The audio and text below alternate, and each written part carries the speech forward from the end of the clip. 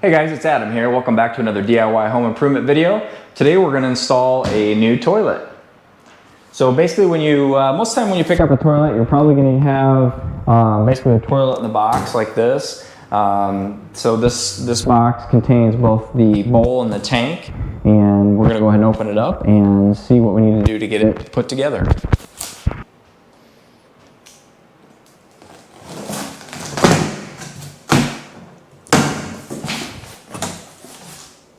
So we'll get the box opened up, and on top is the tank, which they have boxed separately.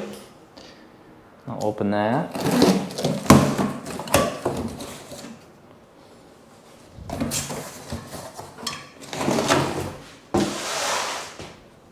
So there is our tank.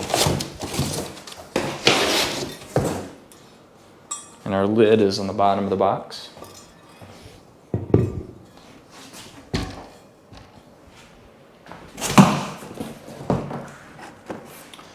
And in this kit, they actually give us a wax ring, and actually there's a bolt kit in there I can hear too, it sounds like. We should have everything we need for the installation. There's your seat.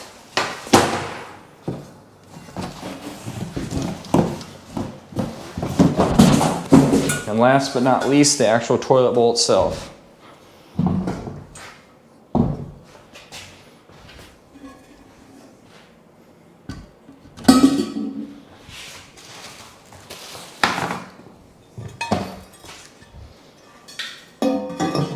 So there you go. Everything we need to install a toilet.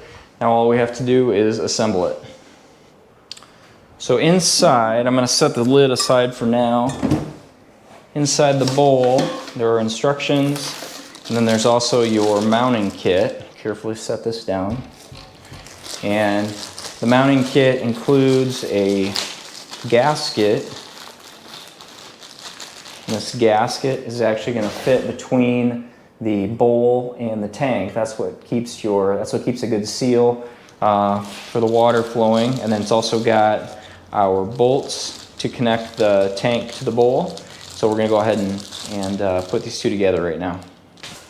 So just for convenience, rather than assemble the tank and the bowl, I'm going to go ahead and set the tank in place first. And in order to do this, what you want to do is flip your bowl upside down. We'll open up the kit. And so here is our mounting hardware. And here's the wax ring. And basically this wax ring is what prevents any sewer gases from coming up and making it past the toilet. You always want to insert this on the bottom of the bowl. Don't put it down on the floor flange. Actually insert it on the bowl. And basically just put it in position and just rotate it a little bit, and that will help to kind of get it stuck to the bowl so it doesn't fall off when you turn it over.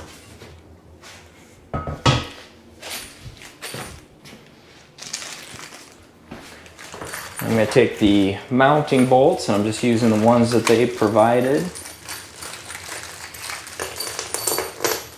And the way that these mounting bolts work, it's got kind of this wide oval flange, and that goes down, or a wide oval head of the bolt, and that goes down into the toilet flange. And so you can get a better view. Basically, it goes down into that slot, and then it slides over. And then once it's in there, it can't pull up, and you'll be able to anchor it down.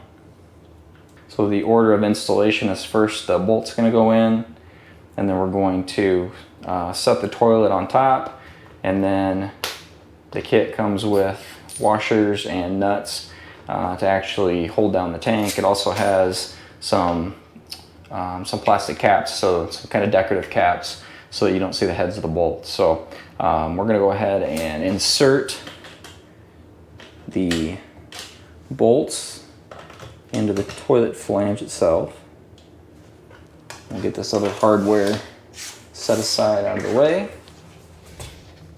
Kind of line these up, your bolts up, so that they're pretty much perpendicular to the wall. And now, very carefully, again, make sure that wax ring is firmly in place. We're going to take the toilet bowl, We're gonna pick it up by the rim. We're gonna very carefully watch those bolts down below and lower it down so that the bolts come through the hole of the toilet. And when the bolts come through the hole of the toilet, you know that that wax ring is basically centered on the toilet flange on the floor. So get this so it's a little bit easier with the tank on to get this nice and even with the wall. We can adjust this a bit later. So I'm not gonna fully tighten it because it's a lot easier to see if you're even with the tank on.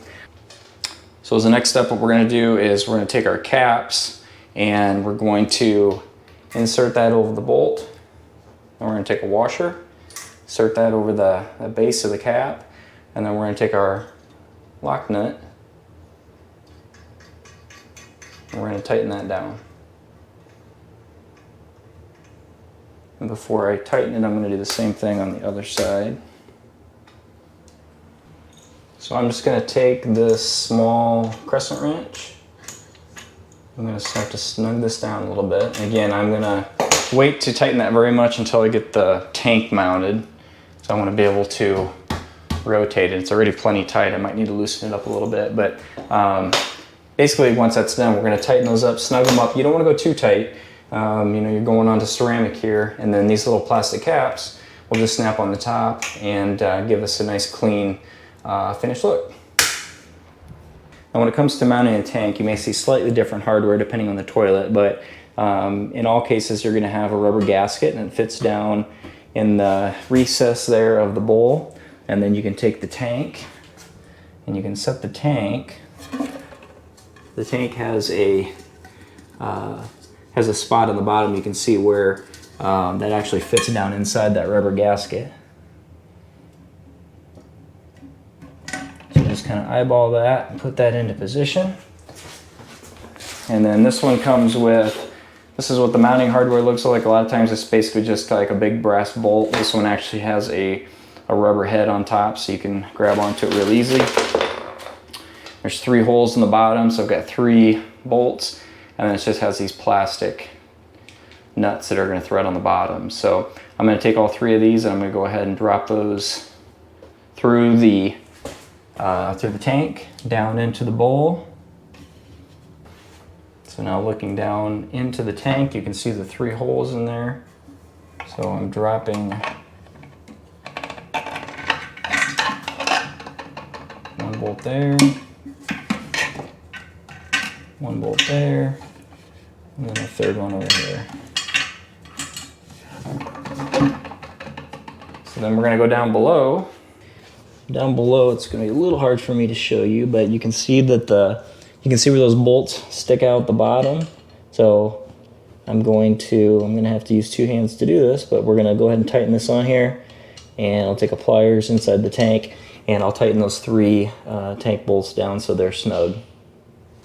Okay, so I've got those tank bolts secured. The instructions actually say to go hand tight and then another 2 or 3 turns after that. So that's what I've done, and I've got that tightened down good. Now that gives me the opportunity to check this gap along the back of the tank, and I can see that I've got the toilet squared up nice to the wall. So I'm going to go back and I'm going to snug down the bolts to the floor, the bowl bolts. And again, don't overdo it with these. You want to kind of rock the toilet, kind of get some pressure on there. Make sure that wax ring is good and compressed. And then as you tighten it, you want to kind of wiggle back and forth. And I can see that right now when I grab this toilet and I try to wiggle it, it's nice and secure to the floor. So I'm not going to go any further. Again, you can, if you over tighten this, you could potentially crack the porcelain. I've never actually done that, but the other thing you can do, that flange underneath that bolt is in, if you tighten this too much, most of the time those are plastic flanges. If you over tighten this bolt, you'll actually break that flange down below, and then you've got a much bigger repair to deal with. So those are nice and snug. The toilet is tight there, so we're gonna go ahead and stop and call that good. Now at this point, we should be able to snap our cover rings on. However, I can see that we actually have too much bolt sticking up above that, or too much bolt sticking up above the toilet. So that's too high for that cap to get onto. So now, in order to get these trim caps on, what we're going to have to do is trim that bolt off. So there's a couple different ways that you can do that. I guess the most basic method would be to take a hacksaw and cut that off. That's a little bit challenging because this is in a recess here. So what I like to do, what I'm going to use here, is grab my Dremel with a cutoff bit. So here is the Dremel that I use. Dremels are super handy. You can use these for so many things. And these little cutoff wheels, it's just an abrasive cutoff wheel. I use those for a lot of things too. And actually sometimes a lot of times if you're replacing a toilet, when you go to loosen the old toilet, you'll find that these bolts down here are rusted and you'll have a hard time getting that nut off that bolt.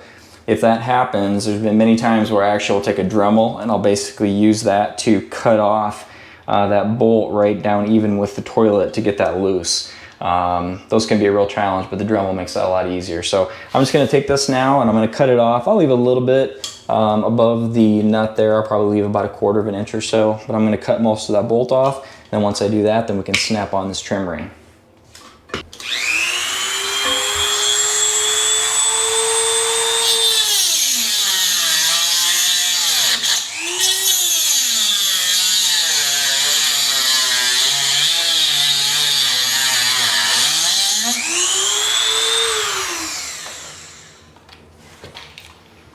All right, don't touch that right away because it will be a little bit hot, but you can see that I've shortened that, and now that trim ring will just snap right on there. There you go, it's on. And we got a little bit of dirt to clean up from the Dremel, but not too big of a deal. So I'll go ahead and cut the other side off, get the other cap on, and then we'll be able to proceed with installing the lid. So now we're ready to install the seat. So we'll get this out of the wrapper and we should have all of the mounting hardware that we need inside the provided package here. This one is a plastic seat and it actually has the hardware taped to the bottom of the lid. In almost all cases, toilet lids are basically the same. There's just little caps here that you pop up like that and exposes the holes. Line those up with the holes on the bowl section, and then there's just plastic bolts and nuts that go through. So we'll get those out, and those actually have a Phillips screwdriver carved in the back. You can use a Phillips or you can use a standard, really. And then take the bolts on the bottom. They've got kind of a recessed, kind of a beveled shape on the bottom that actually goes up, and that fits underneath your lid. And you'll be able to partially hand thread these on here, and then the rest of the way you'll get from the top with a screwdriver.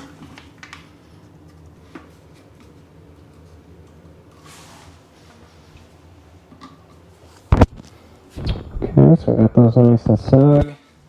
And then just take your little caps and press those down. There, it's finished. And then, if you want, you can go ahead and put your tank lid on. Now our last step, and the only thing we have to do now, is just to hook up the supply line. So I've got my supply line, and when you purchase a supply line, the length that you need, there's gonna be a few different lengths that you'll be able to find. This one's actually a 16-inch length, and rarely can you find the exact right length to come from the bottom of the tank right to your shutoff valve. The majority of the time, you're gonna have it kind of curly-cued like that, as once it's finished, almost always. And sometimes you'll have them coming out of the floor too, so then you might need it even a little bit longer, or in that case, if it was coming out of the floor, this one might be almost the exact length. I actually have a shorter one too, but looks like this 16 is gonna be about the right size for this application. So what I'm gonna do is first just hand start that on there, and then I'll kind of curly cue this into a reasonable position. And I know it's probably hard for you to see this on camera, but just hand tighten that onto your shutoff valve. Hand tighten on the bottom of the tank. The bottom of the tank has that large plastic nut on it, so there shouldn't be any reason to put a wrench on that. You should be able to just hand tighten that. At the very most, maybe put a lot of pliers on there and just gently snug that up. I'll take my favorite little baby crescent wrench and I'll tighten this up.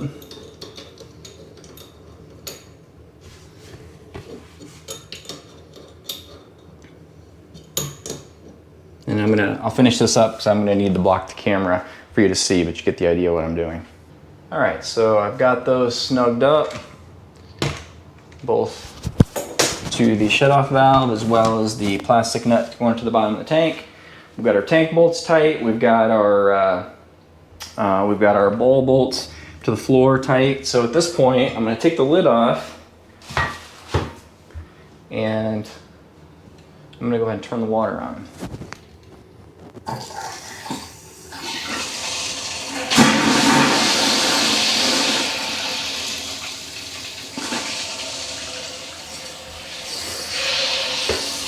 So there's a lot of air in the line. That's why you hear all that hissing, because I've had the water turned off to the house. Okay, we've got the air out of the line. So we're gonna let this fill now.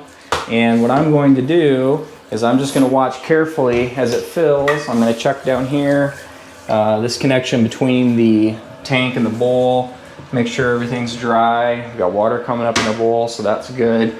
I'm checking carefully my connection at the shutoff. Then also where I've attached the supply line to the bottom of the to the tank. Most likely if you have a leak, that's where it's gonna be, is over here on your supply line. So just be real careful that you don't have any leaks there. We're gonna check, make sure it fills to a good level. If you find that it's not filling to the proper level, there's an adjustment screw here on your float. You can turn that down, or you can let it go back up. If you turn that screw in, it'll actually force the float down lower, so you'll get so you actually get more water in there. But so everything looks good. I don't see any leaks anywhere. I'll give it the initial flush.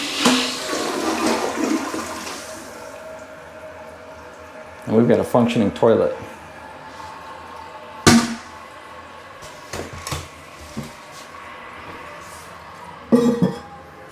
There you go, guys. That's the process for installing a new toilet. As you can see, it's really pretty easy to do. It's nice when you're using a brand new toilet out of the box. If you're replacing, if you lift the toilet and have to put it back down, then you've got water in the tank and you've got water sloshing around. You've got some dirty wax on the bottom you have to deal with. But when you're dealing with a nice, clean, new toilet, it actually is really nice and easy. Nothing's rusted, nothing's stuck, and it goes down pretty quick. So as you can see, it's an easy process. If you've been thinking about doing it, don't be afraid to replace the toilet. Just follow the steps that I showed, and I think you'll find this pretty easy. So I appreciate you watching my video. If you found that helpful, do me a favor and subscribe to my channel, and I'll keep bringing you more DIY home improvement tips. Thanks, guys.